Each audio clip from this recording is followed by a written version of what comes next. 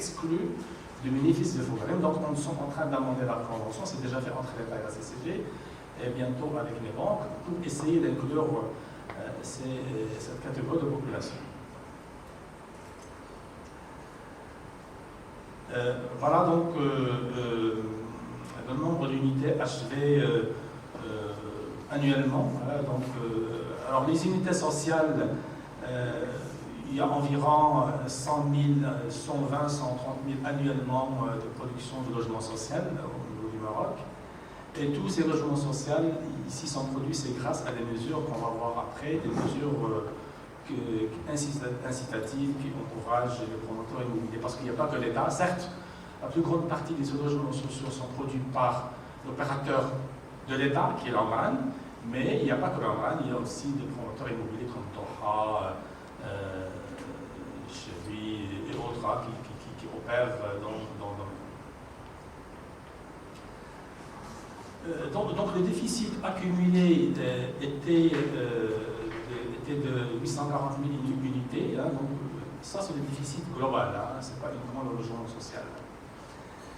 Contre, comme j'ai dit, 1 240 000 logements en 2015.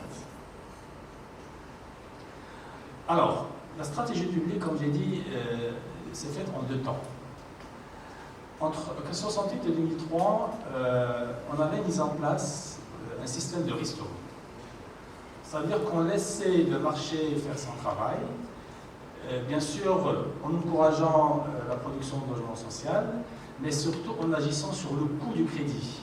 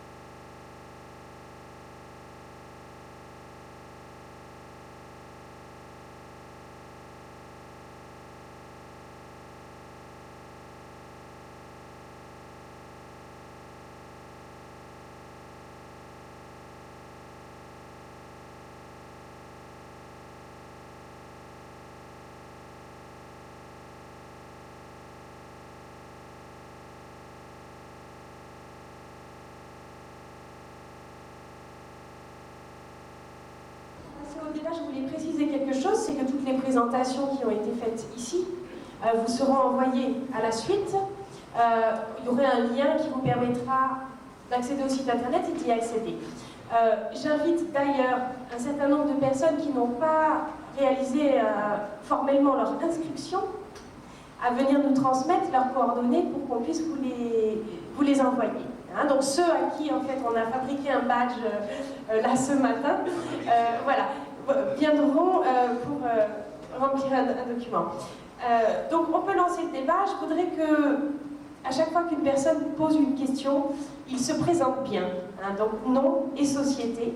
Et le débat est ouvert, donc vous pouvez poser des questions à l'ensemble des intervenants, hein, bien sûr à M. Bounarfa qui vient d'arriver, mais également sur les interventions précédentes. Sur l'angle de l'énergie. Pourquoi l'angle de l'énergie? Parce que notre collègue de Belgique nous a parlé de l'humidité dans les logements. Bon, je sais qu'il y a un terme consacré en Europe où on parle de précarité énergétique. Et avec mes voisines, on a discuté de la valorisation des matériaux locaux. Et on sait bien que la terre est disponible partout, mais la grande difficulté aussi, c'est l'humidité. Et pourtant, ces deux problématiques, en Europe, c'est le chauffage, et en Afrique, c'est vraiment comment stabiliser par le feu, disons, la terre, qui permet de résister. Et pourtant, on sait bien que cette terre-là est plus confortable. Mais partout où il y a la terre, les populations ont le risque de l'effondrement des maisons. Et ils ont abandonné cette technique de construction traditionnelle pour faire du ciment. Et on sait que le ciment coûte cher, il fait chaud à l'intérieur, donc on est obligé de climatiser le ventiler. Donc vraiment, il faut une approche de lien entre la question de la précarité énergétique, soit au nord et au sud. L'autre problématique, c'est l'industrialisation du bâtiment. Je ne parle pas de la préfabrication à outrance, mais de quelle façon les grands travaux que nous initions dans nos pays puissent inciter la mise en place d'industries de matériaux de construction. Et tout ceci va aller vers l'équilibre des chaînes, la création d'emplois et la baisse de coûts. Je crois qu'il faut favoriser vraiment cette industrialisation, d'autant que tout ce qui est second œuvre sont importés dans nos pays. Il me semble qu'on ne peut pas continuer à importer les éléments de construction et imaginer qu'on peut baisser les coûts. Et l'autre, enfin, je rappelle qu'il faut quand même qu'on redécouvre dans nos pays l'autoconstruction. L'acte de construire était sur le plan traditionnel un acte social, un acte de solidarité. Et malheureusement, nous avons perdu cet acte social de solidarité qui fait que l'autoconstruction n'est pas favorisée. Et pourtant, nous avons l'exemple des castors, où mon collègue ami Ibrahim Sall, ministre, est un enfant du quartier Castor, mais il sait bien que les castors ont été réalisés par nos parents, et c'est là où nous avons grandi, et c'est des bâtiments de qualité. Donc, l'autoconstruction doit être favorisée pour permettre d'abord le lien social, un apprentissage à travers des technologies de construction. Voilà un peu quelques recommandations pour le faire. En résumé, l'énergie et l'industrialisation et l'autoconstruction. C'est le secrétaire général qui va cela. Bon, c'était pour demander est-ce qu'il est imaginable que les membres du réseau que vous êtes, qu'un jour on pense à mettre en place un fonds dédié au financement de ces logements qui ne serait pas bancaire. Est-ce que ce serait possible d'imaginer? Je n'ai pas bien entendu. Est-ce qu'il serait possible de mettre en place un fonds dédié au financement de ces logements économiques qui ne serait pas avec un financement non bancaire, quoi.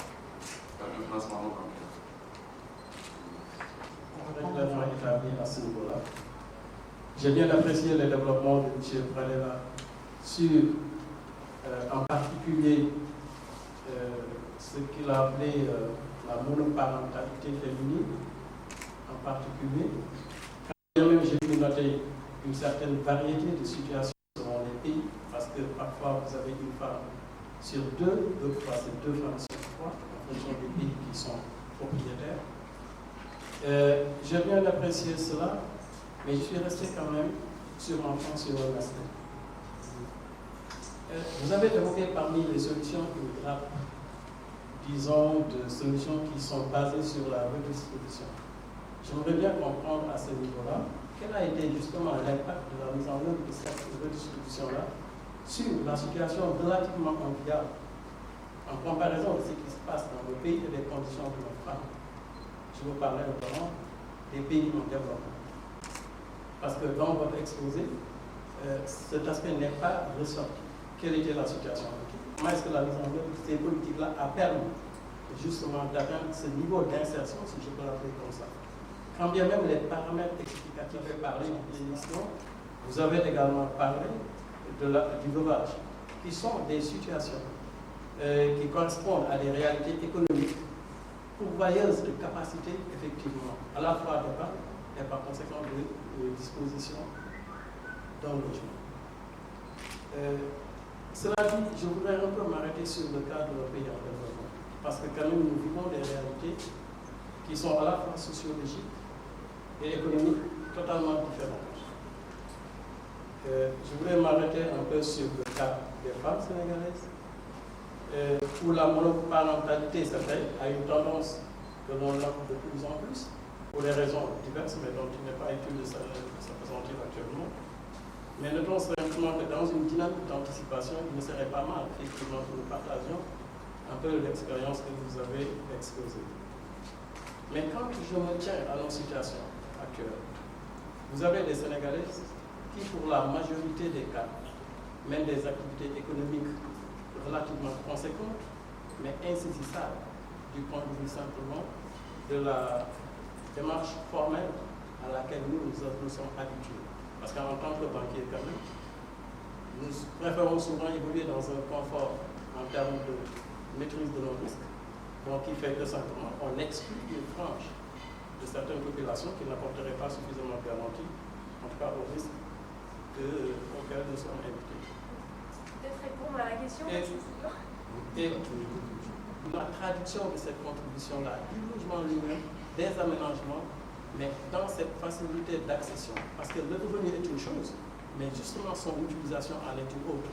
Et dans cette utilisation-là, il ne serait pas mal de pouvoir favoriser le développement des utilisations qui ne seront pas concurrentes à un remboursement de crédit. L'illustration que je voudrais donner est très simple. Dans leurs aménagements, par exemple, vous avez très souvent un défaut d'établissement scolaire, de garderie.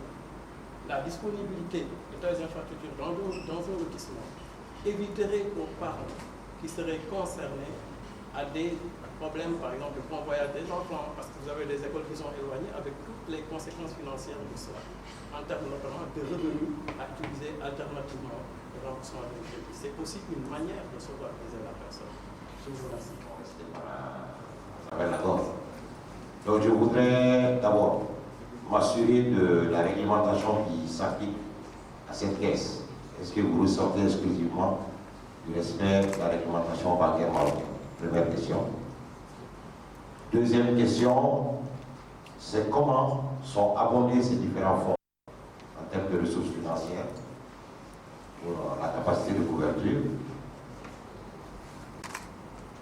À quel coût vos bénéficiaires bénéficient de votre intervention, donc vos commissions de garantie? Est-ce que vous êtes astreint au respect d'un coefficient de couverture et si oui, lequel?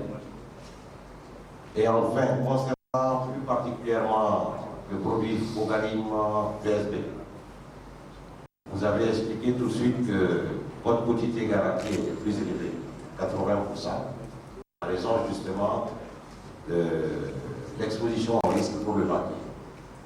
Mais quand nous avons regardé votre slide, l'exposition au risque c'est perçu, un, sur le revenu, et deux, sur la contrepartie. Et je voyais que vous exigez un titre foncier sur ce terrain en VSB. Donc un titre foncier, j'imagine que vous allez vers une inscription. Ce qui fait que normalement, le banquier, son risque est plus maîtrisé à partir du moment qu'il a une hypothèque et le risque résiduel porte sur la défaillance en insolvabilité au moment du paiement sur le revenu de la place. Donc pourquoi cette élévation de votre taux de couverture par rapport aux autres taux?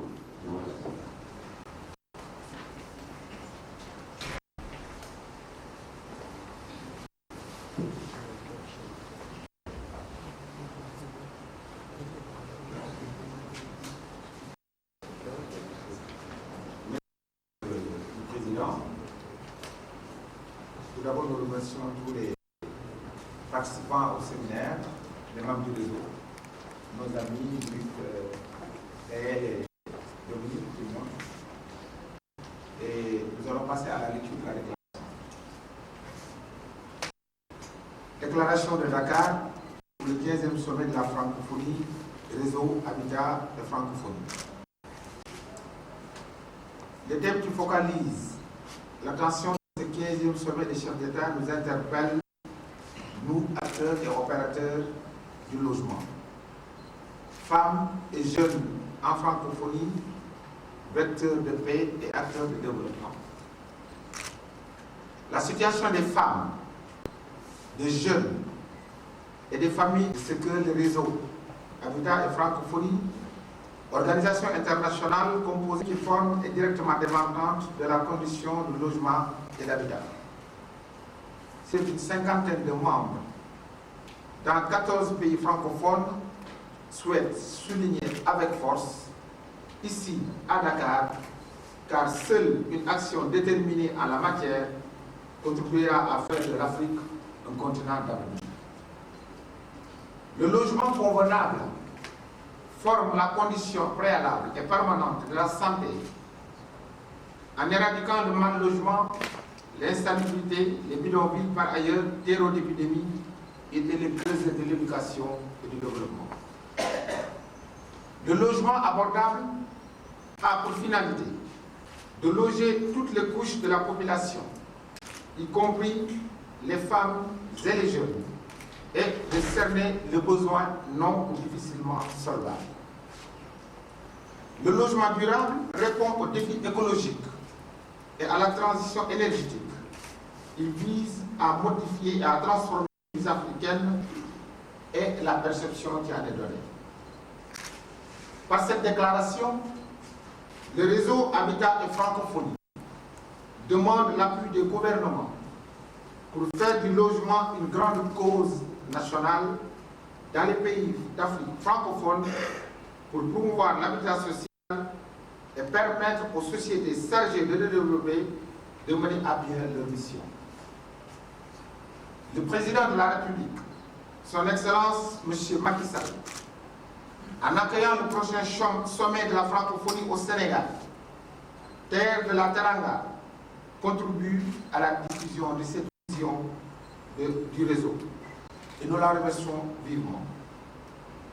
Il est essentiel que la francophonie s'appuie sur un réseau concret d'acteurs du secteur de l'habitat pour le développer et répondre aux besoins colossaux de la population des femmes, des jeunes et de leurs familles.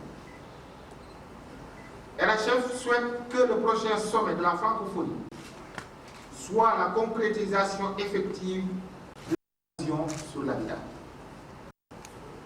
Il s'agit de mettre en place un modèle de développement de l'habitat social adapté aux villes africaines, de disposer d'un laboratoire d'idées et d'un catalyseur de programmes d'action, ainsi que d'un système de financement plus performant en bénéficiant d'une coopération interétatique, en restant conscient que le logement social doit rester une préoccupation majeure dans l'ensemble des pays francophones.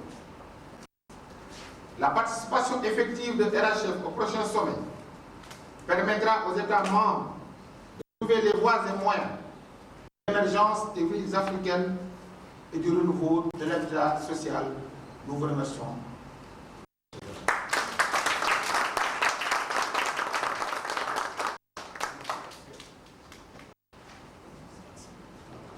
La séance est levée.